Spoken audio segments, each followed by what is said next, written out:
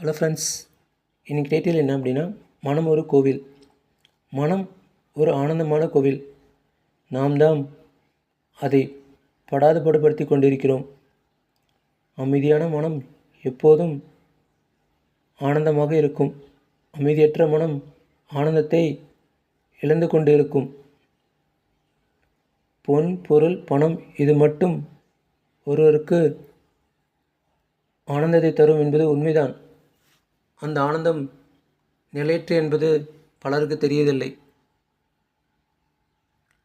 நாம் நினைத்தால் நம் மனதை அமைதியாகவும் ஆனந்தமாக வைத்துக்கொள்ள முடியும். நாம் வேண்டாம் என்று நினைத்தால் நம் மனதை அமைதியற்ற நிலையில் வைத்துக்கொள்ளலாம். இந்த நிலையற்ற உலகில் எதை ஆனந்தம் என்று அனைவரும் நினைக்கிறோம்.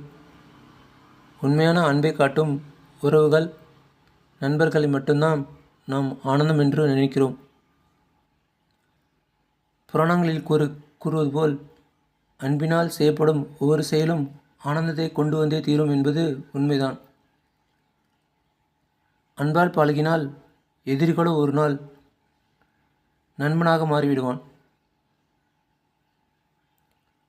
இந்த கான்செப்ட் பிடிச்சிருந்துச்சுன்னா லைக் பண்ணுங்கள், சப்ஸ்கிரைப் பண்ணுங்கள்.